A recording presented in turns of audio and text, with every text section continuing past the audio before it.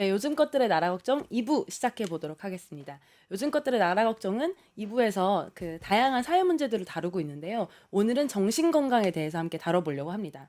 여러분, 시청자 여러분 너무 잘 아시다시피 대한민국이 사실 자살률 1위로 유명하죠.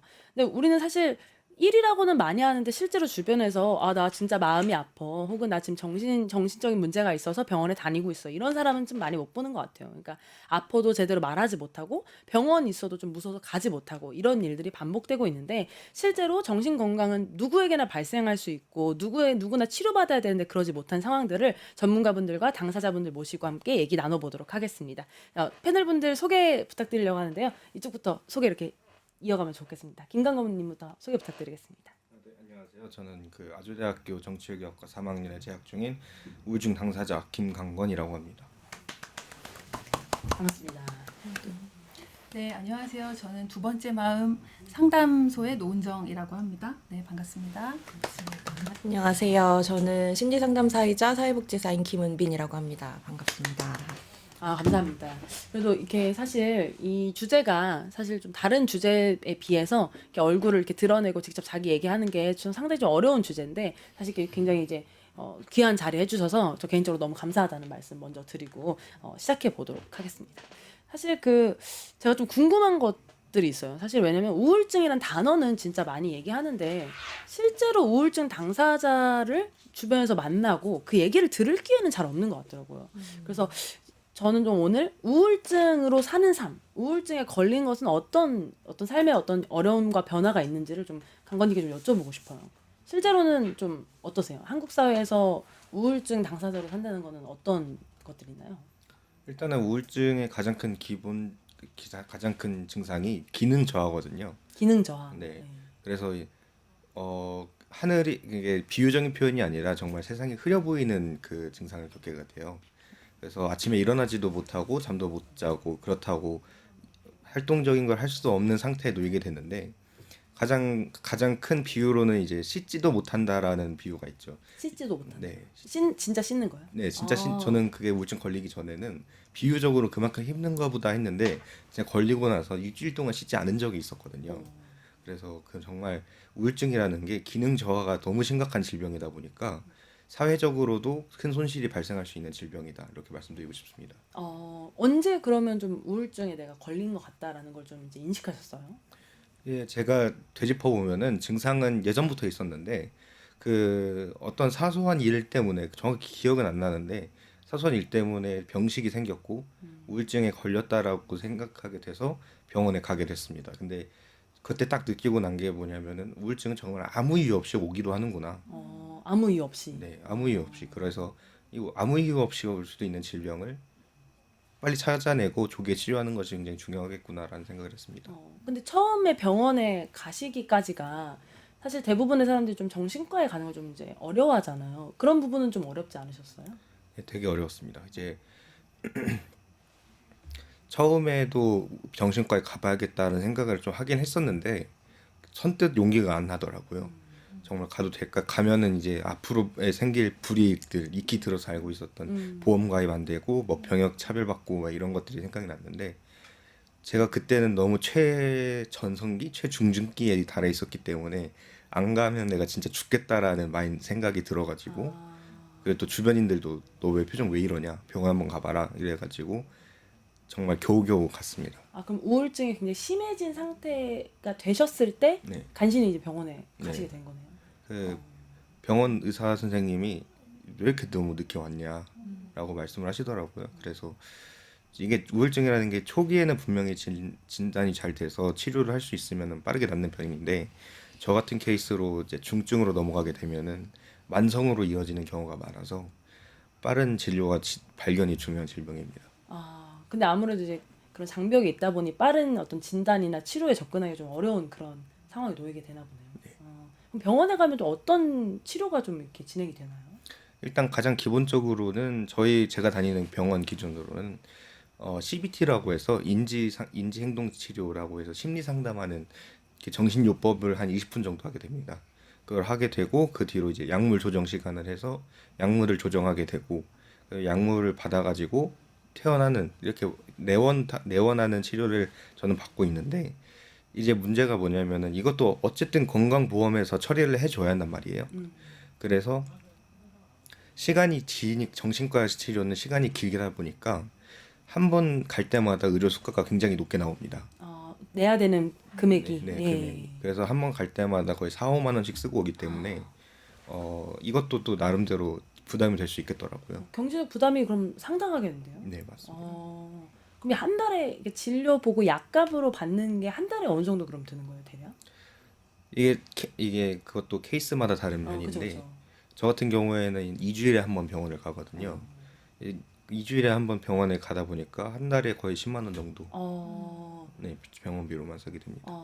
그러면은 경제적으로도 이제 부담이 되기도 하고 병원에 가야 되는 시간적 부담도 또 네. 있으실 것 같은데 그럼 그걸 어떻게 감당하셔요? 제가 마침 학생이라서 이제 감당이 되는 것 같은데 뭐 돈은 이제 부모님이 대주시고 이러시니까 근데 정말 문제는 이제 직장인 분들 저희 아버지의 회사 같은 경우도 동료분께서 우울증을 앓고 계신데 회사 때문에 병원을 잘 가지 못하고 증상이 점점 심해져서 퇴직하시는 경우도 있다라고 하시더라고요. 그럼 정말 이중고겠네요. 네. 돈은 더 들어가는 상황이 됐는데 일자리는 이제 잃어버리게 되면은 정말 쉽지 않겠. 근데 앞에 말씀해주신 어떤 이런 치료적인 부분도 또 그렇지만 실제로 경험하신 우울증의 어떤 증상이나 어느 정도로 삶에 어떤 어려움이 생기셨는지 그런 부분도 좀 같이 공유해 주시면은 좋을 것 같아요. 아까 말씀드렸다시피 일단 기능 저하, 음. 삶을 살아가면서 인간으로서 해야 할 일들을 못 하게 되는 것도 있고, 이걸 반추적 사고라고 하죠. 자기가 어떠한 행동을 했을 때 그 행동을 계속 곱씹는 형상이 발생하게 돼요. 우울증에 걸리면. 예를 들어서 평소에 인사를 하고 지내던 친구가 오늘은 제 인사를 받아주지 않았어요.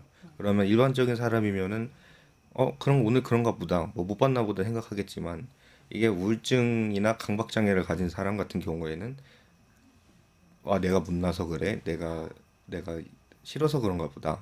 또 나는 역시 무가치해. 이게 점점점 멈출 수 없이 계속 저 같은 경우에도 멈출 수 없이 계속 반추적인 사고가 이어지고 이게 자살 충동까지 이어지는 경우가 발생하거든요.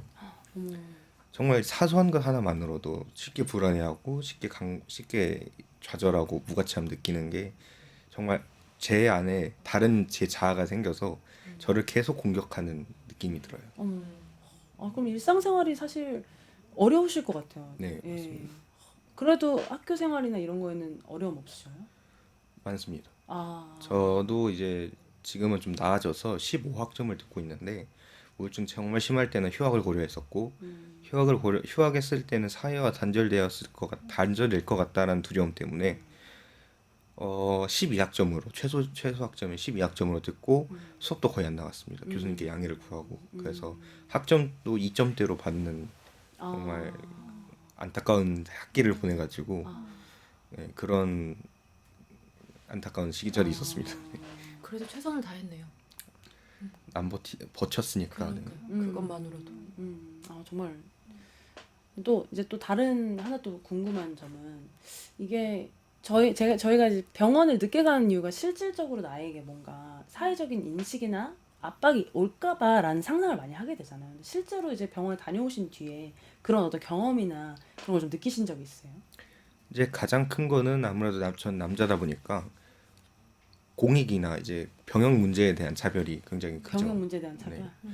예를 들면은 공익을 가더라도 훈련소를 가게 돼요. 기초 군사 훈련을 받게 되니까. 근데 정신과 공익인 경우에는 훈련소도 가지 않기 때문에 군번이 남지가 않습니다. 훈련소로 일단 입소를 하면 군번이 남는데 군번이 남지 않아요. 그럼 이게 어떤 뜻이 되냐면은 나중에 병적 증명서를 떼거나 그 입사할 때라는 이런 때 병적 증명서를 뗐을 때 군번이 없다. 그러면 얘는 정신과로 공익을 간 애구나라는 게 보이게 됩니다. 그 직접적으로 명시돼 있진 않지만 네. 그런 군번이 없다는 사실로 이 사람이 그런 상황이었구나를 인지할 수 있게 되는 거네요. 네, 맞습니다. 그리고 이제 더더욱이 문제가 되는 거는 공익 정신과 같은 경우에는 그 공익도 모집 순위가 1순위, 2순위, 3순위, 4순위, 5순위까지 있습니다. 근데 정신과 공익은 5순위예요. 지금 공익이 굉장히 밀려가지고 장기 대기 면제를 받는 경우가 많은데 정신과 공익 오순이라는 소리는 이거는 공익 근무도 못하게 한다는 소리거든요. 그래서 그 2년을 할 일 없이 버려야 돼요. 아, 군대 문제가 해결되기 전까지 남자는 취직이 되지 않으니까. 그래서 2년을 버리게 되는 수가 있고, 저 또한 그 뭐 대학원에 가거나 이런 일이 있을 경우에는 심사를 또 다시 받아야 되는 일도 생깁니다. 너 일상생활 가능하잖아. 그럼 군대 안 가, 군대 가도 되는 거 아니야? 이런 식으로 논리로 접근하기 때문에 이런 식의 경우도 많고요. 그리고 남자들 사이에서도 공익인데 무슨 공익으로 무슨 과로 공익 갔냐라고 하면은 할 말이 없어지는 거죠. 아, 이렇게 사회적으로 직접적으로 이렇게 막 타겟되진 않지만 상황적으로 좀 알 수 있는 상황에 계속 놓이게 되는 그런 게 있는 거네요. 사회적으로 직접 타겟되는 경우도 있습니다. 그런 경우도 있군요. 소방, 경찰, 국회, 8급 공무원, 그리고 고위직 공무원단 이런 때 같은 경우에는 정신질환 그거를 제출하게 돼 있어요. 아, 자기가 의무적으로 제출을 해야 네, 돼요, 먼저? 제출을 하게 돼 있어요. 아니라는 걸 증명해야 되는 건가요? 아니라는 걸 그냥 완치 증명서를 내거나 그거를 내가 앓고 있다라고 고백을 해야 되는 거죠. 아, 그렇지 않으면 그 직업을 할 수 없는 그런 상황이 되는 건가요? 네, 근데 이제 그런 경우에는 실격 처리가 되는 게 대부분이죠. 아, 사실상 그러겠네요. 또 다른 하나는 이제 언론이나 미디어에서 보면은 사실 우울증을 드러내는 거에 좀 부담이 생기는 이유 중에 하나가 이 우울증 걸린 사람을 굉장히 부정적으로 묘사하는 경우가 저는 좀 많은 것 같아요. 그래서 실제로 미디어를 직접 보시면서 내가 겪는 우울증과 미디어에서 묘사하는 모습들이 좀 다르다고 느끼신 부분도 있으세요? 이제 우울증 가장 많이 사고가 됐던 거는 이제 그 최근에 제정된 하늘이법 사건, 그 대전 초교에서 살인 사건이 났었는데 초등학교 교사가 네. 이제 아동을 이제 살해한 그 네. 사건이죠. 예. 그때 그 환자가 우울증을 앓고 있었다라는 사실이 밝혀지면서 우울증도 정신병의 일환으로 그냥 싹 퉁쳐가지고 보는 경향이 점점 많아졌는데 사실 우울증으로 병원에 다니는 사람은 남에게 피해 주는 사람이 아니라 제가 정말 살고 싶어서 병원에 가는 사람들이거든요. 오히려 우울증에 걸린 사람들은 다른 사람을 과도하게 생각하고 상처를 줄까봐 걱정하고 더욱더 예민해지는 그런 병이거든요. 그래서 남들에게 피해를 주려는 생각이 저는 진짜 단 한 번도 없었고 제 주변 친구들도 그렇습니다. 그런데 그냥 그거는 막연한 거부감에서 오는 것 같아요. 정신질환이 네 글자에서 오는. 그래서 정신질환으로 같이 묶이는 조증이라든지 조현병 같은 경우 상대에게 위해를 가할 수 있는 진짜 심각한 정신질환이랑 같이 묶이게 되는 경우가 발생해서 그런 시각이 있는 것 같습니다. 두 분께도 좀 여쭙고 싶은데 지금 이제 강건님께서 말씀해 주신 것처럼 이 우울증에 걸린 사람이 사회에 살면서 겪는 이런 어떤 차별적 상황이나 시선들이 분명히 존재하는 것 같아요. 그런 분들의 상담도 많이 해보셨을 것 같은데 실제로 많이 그런 거에 대한 어떤 어려움을 호소하시나요? 먼저. 네, 그 우울증으로 이제 좀 힘들어하시는 분들이 상담하러 오시는 경우들이 많은데 그것들은 이제 이렇게 이야기하시는 경우들도 있지만 그렇지 않고 이제 그것들을 좀 숨기면서 생활을 하거나 이런 경우들도 또 많이 있으시죠. 근데 우울이라고 하는 것은 이제 아까 강건님도 말씀하셨지만 다른 사람들에게 감정을 좀 표현하기 어렵거나 좀 뭔가 화가 나거나 이런 상황에서 자기 자신을 굉장히 공격하게 되는 그런 경우들이 좀 있다 보니까 이게 이제 일상적으로 사회생활을 하는 데 있어서 굉장히 스스로를 좀 많이 자책하게 되거나 뭐 이런 경우들도 또 많이 있고요. 그리고 이제 우울증의 어떤 증상을 가지고 있을 때는 주관적인 고통이 굉장히 심하거든요. 근데 그것들에 대해서 외부에서 말하는 말들이 뭐 왜 그런 거 가지고 그렇게 심각하게 생각하냐 아니면 뭐 쉽게 생각해라 이런 말들이 오히려 굉장히 폭력적인 말들이 되는 경우들이 있거든요. 그래서 뭐 힘을 내라라던가 아니면 뭐 좋게 생각해 이런 말들이 굉장히 오히려 그 사람의 마음을 어렵게 하는 경우가 있습니다. 그래서 실제로 어떤 내담자가 이제 청년 내담자였는데 오셨을 때 그런 말을 한 적이 있어요. 자기의 고민을 같이 이렇게 심각하게 생각해 줄 수 있는 선생님을 자기는 아주 오랫동안 찾아다녔다. 이런 말을 했는데 어떤 병원이나 상담소를 갔을 때 선생님들이 그렇게 같이 심각하게 생각해 주지 않는 경우들이 또 때로는 있었다.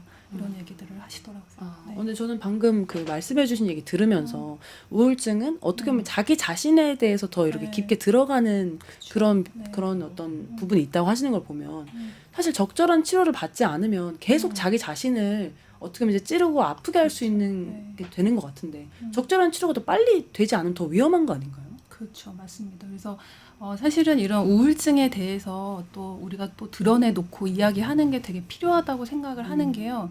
그러니까 내가 우울한데도 우울증이라는 걸 모르는 경우들도 또 많이 있을 수 있거든요. 그러니까 우리가 이제 뭐 예를 들어서 어떤 진단이나 내용들을 알게 됐을 때 그게 오히려 이제 더 뭐 병원을 가보던가 이렇게 할 수 있는데 그렇지 않을 때는 그게 이제 우울증인지도 모르고 안 가게 되는 경우도 있는 거죠. 근데 저희가 우울증 얘기를 하다 보니까 저희들의 목소리도 약간 좀 작아진 그래요?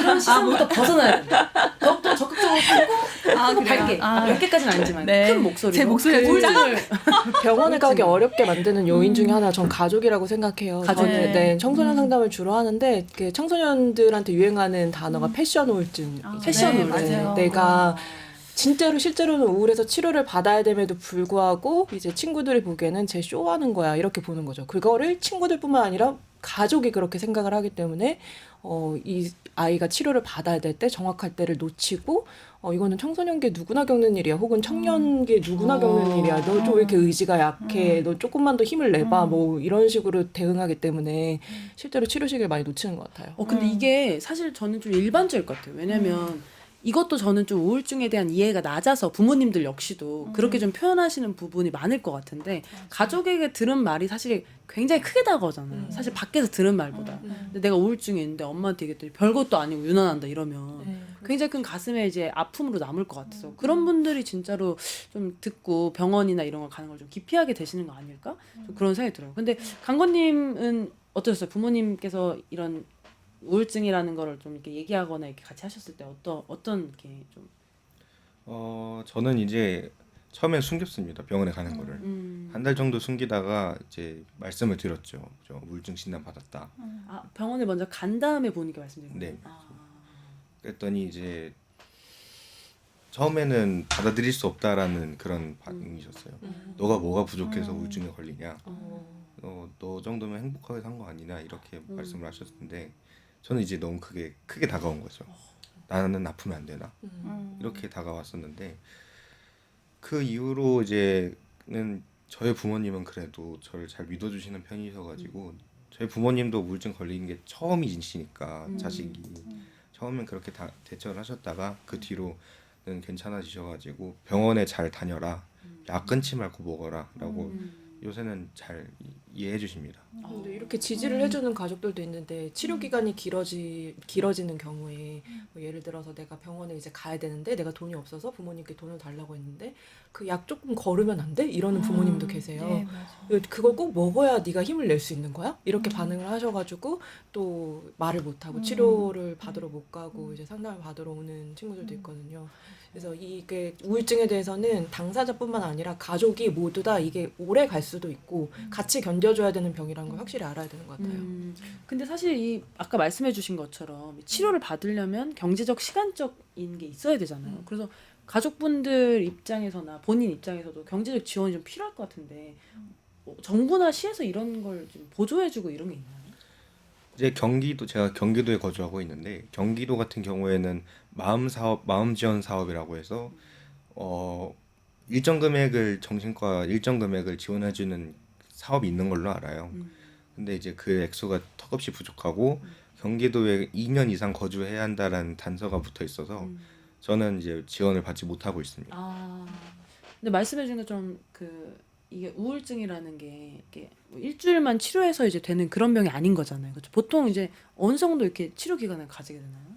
치료 기간은 뭐 개인에 따라서 다르긴 한데 사실 만성이 되고 중증이 되면 될수록 그 치료 기간을 정확하게 뭐 한 1년, 2년 이렇게 잡을 수 없을 정도로 좀 길어질 수 있어요. 기본적으로 좀 길게 가는 병이라고 이해해야 되는 거네요. 만약에 내가 경증일 때 가면 사실 진짜 짧게 끝날 수도 있어요. 한 6개월, 3개월대로 먹고 이제 단약을 한번 시도를 해볼 수도 있는데 중증이 된 상태로 가면 생각보다 꽤 오래 이걸 약간 저는 아토피가 있는데 아토피처럼 생각을 하면서 데리고 가면서 조절하는 능력을 키우는 거 초점을 맞춰야 되는 그런 질병이라고 생각하시면 좋을 것 같아요. 아토피라고 해주시니까 확 이해가 됐어요. 네. 그러네요.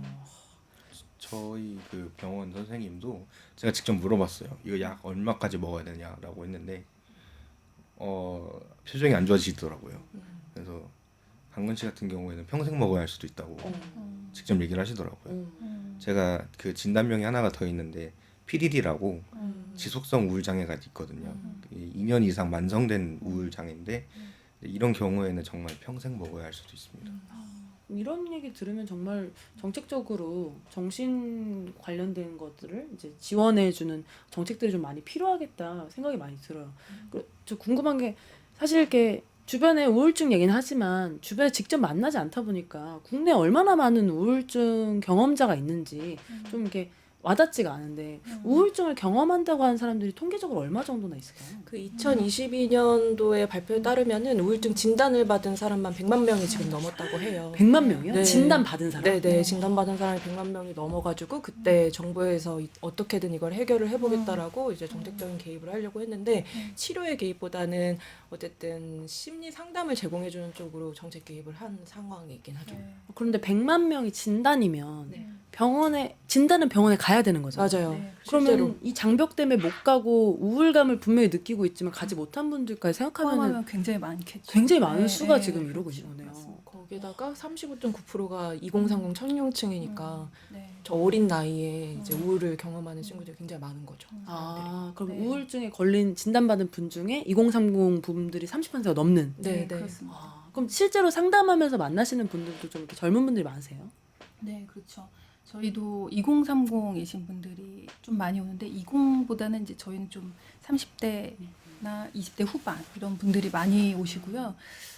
근데 오셨을 때 이제 약물을 이미 처방을 받아서 드시고 계시다가 상담을 병행하려고 오시게 되는 경우들도 많이 있고 아니면 이제 상담을 받으면서 아, 이게 약물 치료 필요하구나라고 해서 이제 병원에 가게 되는 경우도 있고 그렇습니다. 근데 정신과랑 뭐 신경과 그리고 심리상담센터 이렇게 세 개를 같이 다니는 경우도 있는데 이게 이제 막 이렇게 연계가 되어지지 않는 경우가 있다 보니까 이제 저희는 상담을 받으러 오시는 분들은 이제 내담자라고 부르거든요. 근데 내담자가 어떻게 보면 혼자서 이것들을 이제 정보를 취득하고 내가 이제 어떤 상태인지를 의사 선생님이나 선생님과 이야기를 하면서 그것들을 계속 알아가야 되는 또 부분들이 있기도 한 거예요. 그러다 보니까 어떤 정보의 또 한계라던가 아니면 나에게 이제 어떤 것들이 잘 맞는지를 좀 알아야 하는데 잘 알기가 어려운 그런 경우들도 분명히 좀 또 많이 있죠. 근데 말씀해 주시는 거 들으니까 예를 들어서 제가 우울감, 그러니까 제가 스스로 진단은 못하니까 내가 지금 아까 강건님 겪으셨던 것처럼 내가 우울감이 있다. 이렇게 되면은 어디 가서 어떤 도움을 받아야 되는 거죠?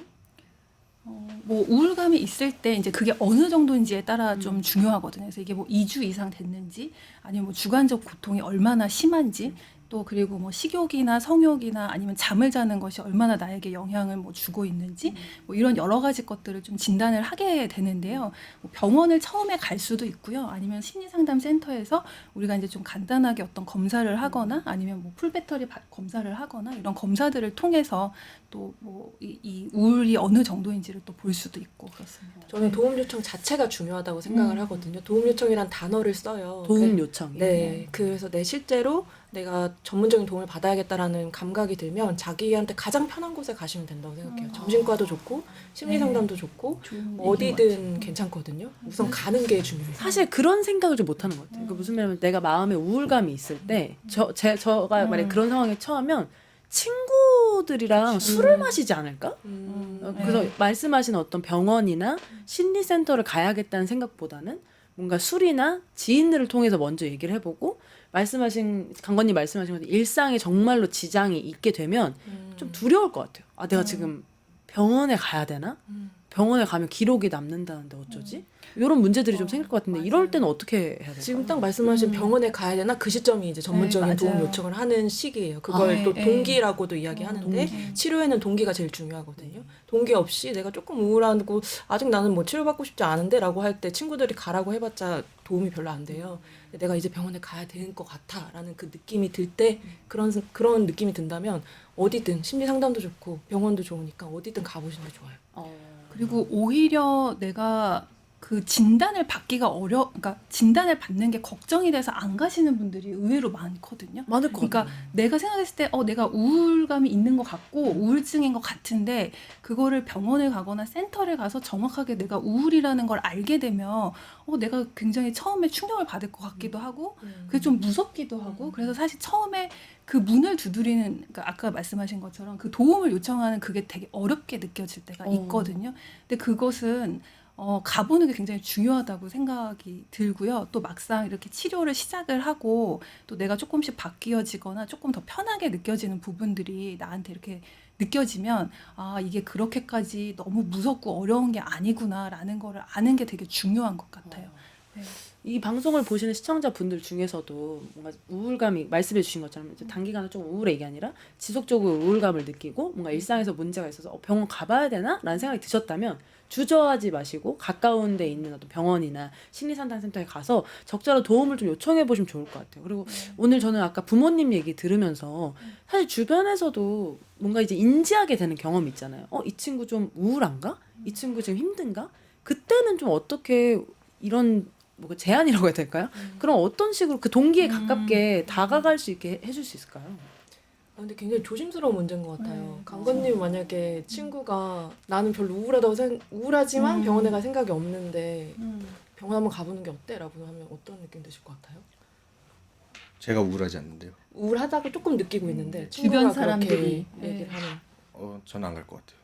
네. 근데 제가 말하면서도 너무 폭력적인 그쵸. 말이다라는 그 생각이 말이 드네요. 야, 너 병원 가야 될 것 같아. 뭐 병원 가봐. 이 말이 남이 권해서 사실 가기에는 쉽지 않은 것 같긴 하죠. 네. 아니 근데 이게 감기라고 보통 막 우울증은 마음의 감기다 이렇게 얘기하잖아요. 근데 사실 옆에 친구가 기침하고 콜록거리면 너 병원 가봐야 되는 거 아니야? 이런 말이 이제 좀 자극이 나오는데 사실 우울증은 그 우울증이라는 것 자체에 대한 어떤 그 뭐랄까 그걸 이제 특정하고 말하는 게 상대에게 좀 이제 굉장히 신뢰되는 부분이 될 수 있어서 좀 이걸 주저하게 되는 것도 좀 있어서 이걸 이해도를 좀 다 같이 높이는 작업이 네, 그건 확실히 중요한 필요한 것 같다. 근데 만약에 저라면 저는 이미 이제 상담한 지 너무 오래돼가지고 10년이 넘어서 지금은 그렇게는 못할 텐데 뭐 예를 들어서 지금 있는 지식으로 어린 시절로 돌아가서 우울한 친구가 있다라고 하면 한 5번 얘기를 들어준 다음에 너가 나한테 이렇게 힘들게 한 이야기를 한 5번 정도 얘기했는데 난 네가 너무 걱정이 된다 정도를 이야기할 것 같아요. 걱정이 된다. 내가 몇 번을 본인은 이제 자기가 몇 번 반복해서 이야기했는지 모를 수 있어요. 아까 얘기한 것처럼 반추 때문에 나한테 몇 번을 이야기했고 나는 이 정도로 5번 정도 이야기한 거면 나는 사실 네가 너무 고통스러워하는 것처럼 보이고 그게 나는 걱정이 돼라고 한번 미러링을 해줄 것 같아요. 뭐 행동은 지시하지 않고 미러링을 계속 해줄 것 같아요. 진심으로. 네. 너무 좋은 포인트가 같네요. 네. 난 너가 진심으로 걱정이 돼라는 얘기를 들었을 때 스스로 좀 소화할 수 있는 그런 생각이 들 수 있도록 네. 어떤 하나 배워. 그리고 뭐 요즘에는 어떤 책이나 정보나 이런 것들 통해서 또 어느 정도는 알고 계시는 경우들도 또 많이 있으니까요.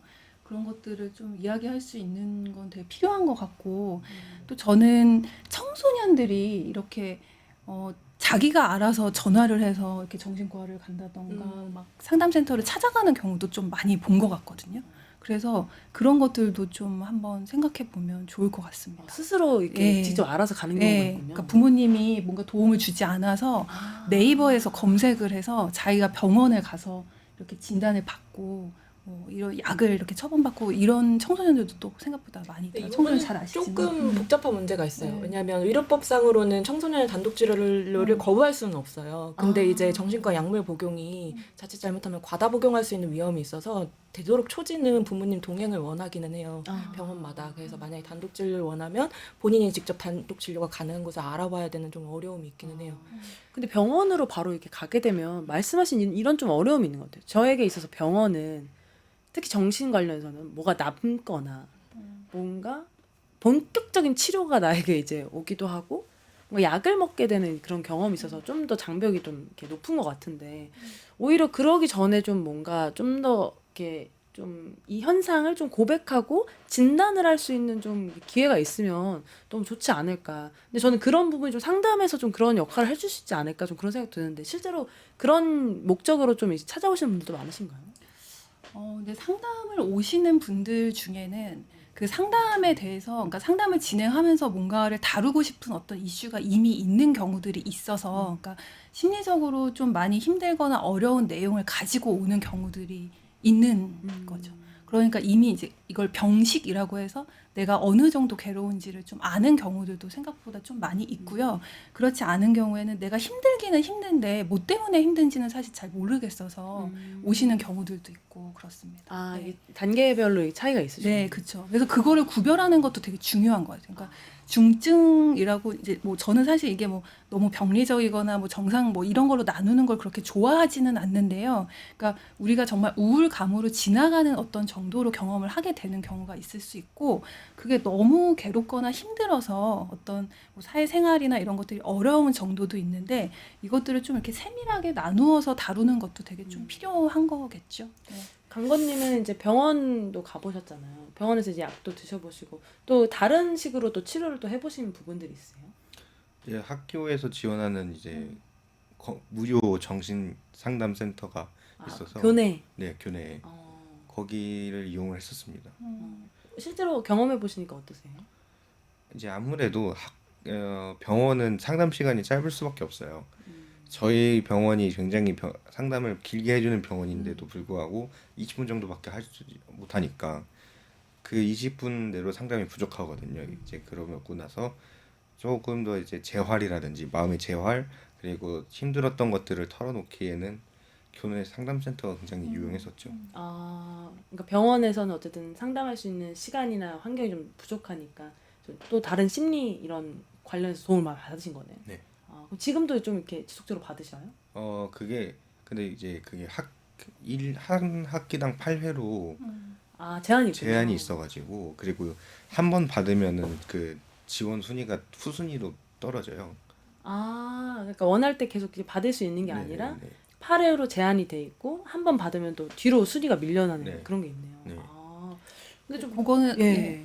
먼저 학교마다 조금 차이가 있어서, 그러니까 뭐 회기 수나 아니면 좀 이렇게 그게 조금 다른 경우들도 좀 있기는 있어요. 네. 뭐 10회기를 해주는 학교도 있고, 뭐 12회기를 해주는 경우도 있고, 아니면 뭐 집단 상담이나 이렇게 좀 뭐 방법들은 좀 학교에서 진행하는 상담 센터마다 조금씩 다릅니다. 근데 이게 학교 학생이시니까 어떻게 보면 학교에 상담을 받을 수 있을 것 같은데 저 같은 일하는 사람들은 어디서 이렇게 8회를 무료로 받을 수 있나요, 저도? 아, 네. 지금 나라 정책상 전국민 마음투자 지원 사업이라는 정책이 있어요. 전국민 마음 투자 지원 사업이라는 아. 정책이 있어가지고, 만약에 내가 지금 좀 너무 고통스럽다라고 생각이 되시면 주변에 있는 보건소나 뭐 정신과나 해서 이제 심리 상담을 받고 싶다라는 의뢰서를 받아가지고, 그 의뢰서를 이제 복지로에 상담 신청할 때 첨부를 하면 바우처로 8회기 정도가 지원이 돼요. 소득 수준에 따라서 좀 본인 부담금이 있긴 한데요.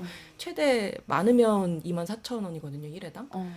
보통은 한 16,000원 정도예요. 그래서 이 정도의 금액으로, 한 해당 이 정도의 금액으로 지원을 받을 수 있으세요. 네. 이것도 모르는 분들이 많을 것 같아요. 네, 좀 광고를 하고 있기는 한데요. 아직 좀 더 모르시는 분들 많이 있을 수 있고, 그리고 또 이제 그 직장 내에서 EAP라고 또 이제 상담하게 되는 경우들도 있어요. 그래서 사내에서 또 상담센터가 있는 회사들도 또 있을 수 있고, 또 이제 뭐 외부 상담센터랑 연계를 해서 또 가서 상담을 받게 되는 그런 경우들도 있습니다. 이 외에도 서울시에 국한되어 있긴 한데 네. 서울시 청년마음 지원 사업이라고, 요거는 연 4회 한 번 할 때마다 6회씩 무료로 상담 받을 수 있거든요.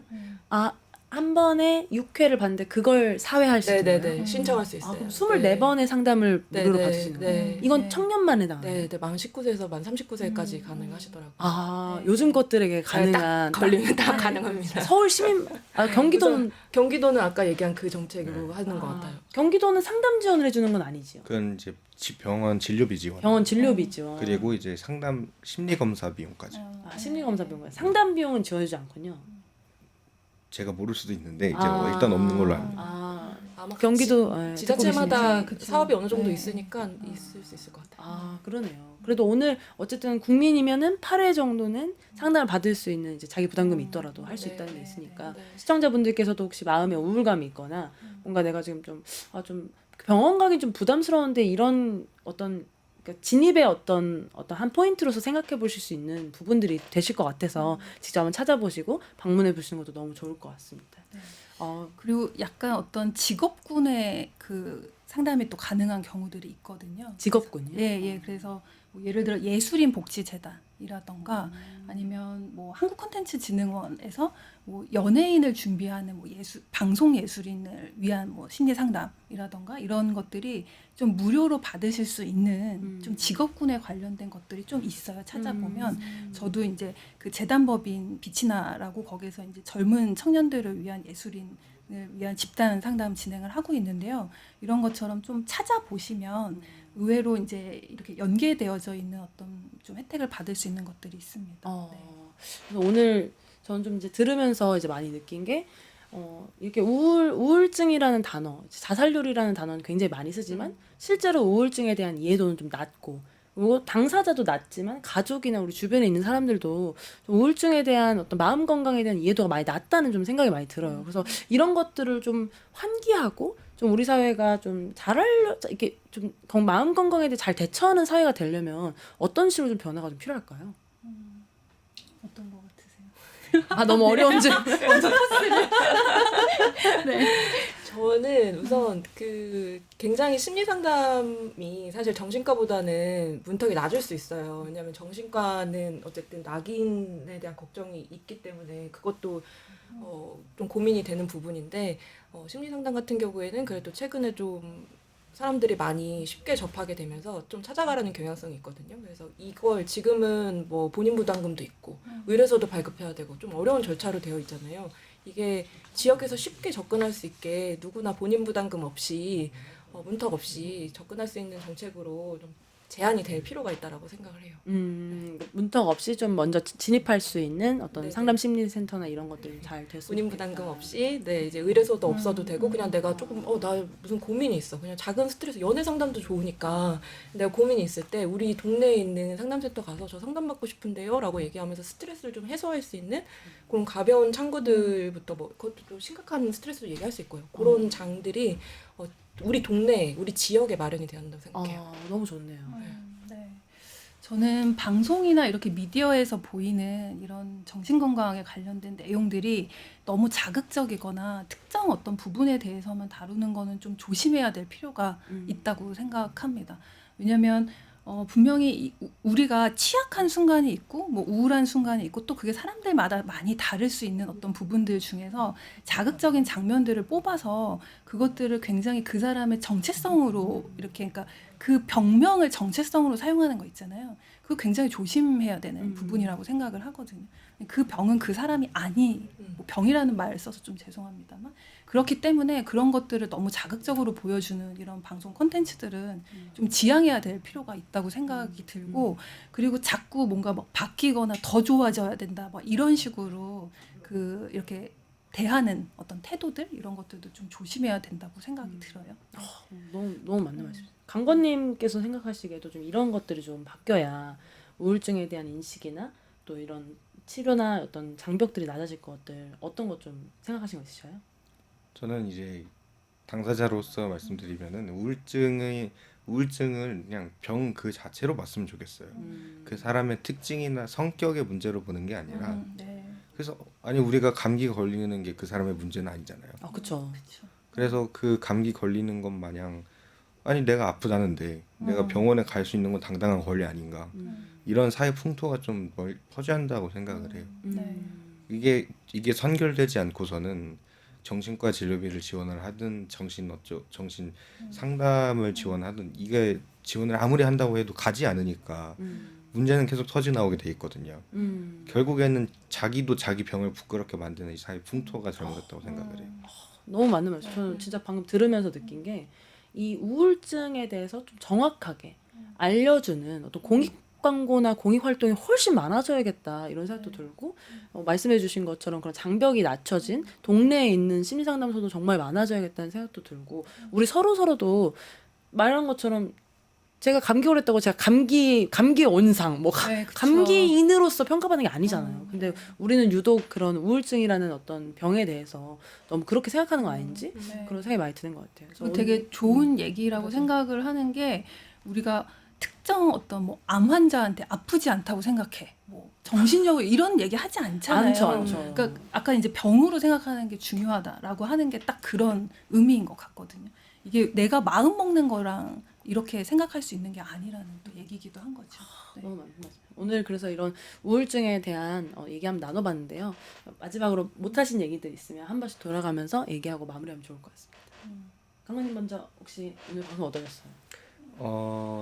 제가 마지막으로 하고 싶은 말은 저는 우울증에 걸렸다는 걸 절대 숨기지 않아요. 친구들한테도 나 우울증 환자야, 나 많이 아파 이런 식으로 얘기를 하거든요.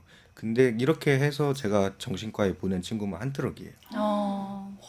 정신과 친구 알고 나니까 쟤는 정신과 다니고도 멀쩡해 보이네, 굉장히 활발해 보이네 이러니까 저한테 상담을 많이 하게 되고, 제가 그걸 들어주면서 넌 병원에 좀 가볼 필요가 있을 것 같아, 넌 진짜 진심으로 조언하는 거야 해가지고 정신과 상담 받고 약도 먹고 치료를 받게 된 친구들도 있었거든요. 정말 중요한 거는 우리가 그 당사자를 오해하지 않았으면 좋겠어요. 네, 오해하지 않았으면 좋겠고, 병은 병대로, 감기 걸렸다고 우리가 감기의 온상이라고 부르지 않는 것처럼 그렇게 우울증 환자들을 바라봐 주셨으면 감사하겠습니다. 네, 너무 좋은 얘기네요. 저는 그 상담실 안에서 내담자 분들을 만나지만 이게 개인의 심리라고 하는 것에는 분명히 사회적이고 구조적인 것들이 굉장히 거기 많이 들어가 있을 수밖에 없습니다. 근데 우리가 이것을 개인의 영역으로 다 환원해서 이게 내 문제라고 생각하게 되는 그런 경우들은 사실은 우리가 내 마음으로 어떻게 할 수 없는 어떤 부분들이 이 2030 청년들이 내가 뭔가 잘못했거나 내가 마음을 어떻게 먹어야 된다라고 생각하는 식으로 여겨지지 않았으면 좋겠거든요. 그러니까 뭔가 취업이라던가 아니면 뭐 학업에 대한 것들 여러 가지 것들은 분명히 이 사회적인 어떤 구조가 분명히 그 안에 들어가 있고 그것을 개인의 어떤 리스크라고 생각하는 데에서 많이 생겨난다고 생각해요. 근데 그것들을 좀 더 공론화하고 우리가 이렇게 막 더 나아지거나 더 좋은 어떤 뭔가로 치료되어야 하는 것으로 본인을 보지 않는 것, 그리고 그 안에서는 뭔가 꺼내서 이야기해야 되는, 그러니까 개인의 이야기가 아닌 구조에 대한 이야기들이 분명히 있어야 된다고 생각합니다. 네. 제가 할 이야기 해주셨는데 저도 저희가 충분히 다루지 못한 이야기 중에 하나가 이 우울증이 개인의 취약성인 걸로 소급되지 않았으면 좋겠어요. 네. 그래서 이게 우리 청년들이 자살을 선택하는 이유 중에 가장 큰 이유, 그리고 뭐 청년뿐만 아니라 전 연령에서 나타나는 이유 중에 2위가 1위는 정신질환이에요. 2위가 경제적 위기예요. 그 정도로 우리나라에서 경험하는 각종 경제적 위기가 사람을 우울하게 만들고 있거든요. 그러니까 우리 사회가 불친절했기 때문에 우울한 거라고 저는 생각해요. 그래서 그 사람들한테 각자 서로 친절할 수 있는 것, 그게 정책적으로 친절한 정책이 경제 위기를 해결할 수 있는 것, 뭐 이런 여러 가지 것들이 좀 마련이 되어야 우울에서 벗어날 수 있는 다양한 방패막이들이 생기는 것 같아요. 그래서 그런 다양한 정책들이 생겼으면 좋겠습니다. 불친절한 사회가 우울증을 낳았기 때문에 더욱더 자기 잘못으로 이제 걸린 그런 어떤 죄책감이랑 가질 필요가 전혀 없다는 거. 그리고 오늘 그 뉴스토마토 시청자분들 같이 보시면서 느꼈겠지만 우리 사회 전체적으로 사회도 불친절하지만 우리가 우울증이라는 것 자체에 좀 무지한 것 같아요. 그래서 오늘 같이 방송 보시면서 내 가족이나 내 주변에 이런 사람이 있을 때 진짜 그런 말 하지 말아야지. 누군가를 공격하게 되는 말이 될 수도 있고 누군가가 치료로 향하는 길을 좀 막을 수 있는 말이 될 수도 있기 때문에 우리가 함께 우울증이나 이런 걸 좀 인식하면서 좀 같이 갔으면 좋겠다는 생각도 듭니다. 오늘 또 귀한 시간 내주셔서 이렇게 얘기 나눠주셔서 너무나 감사합니다. 요즘 것들의 나라 걱정, 오늘 우울증에 대한 얘기 나눠봤는데요. 시청자 여러분도 또 저에게도 좀 참 의미 있는 시간 된 것 같습니다. 다음 시간에 또 다른 나라 걱정으로 찾아뵙겠습니다. 감사합니다. 고생하셨습니다. 네, 감사합니다.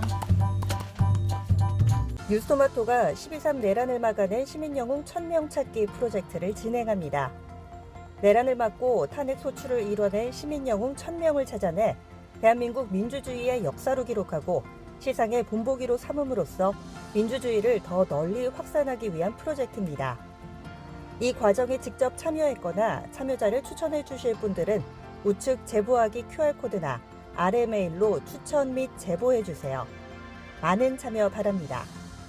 뉴스토마토와 함께해 주실 분들을 기다립니다.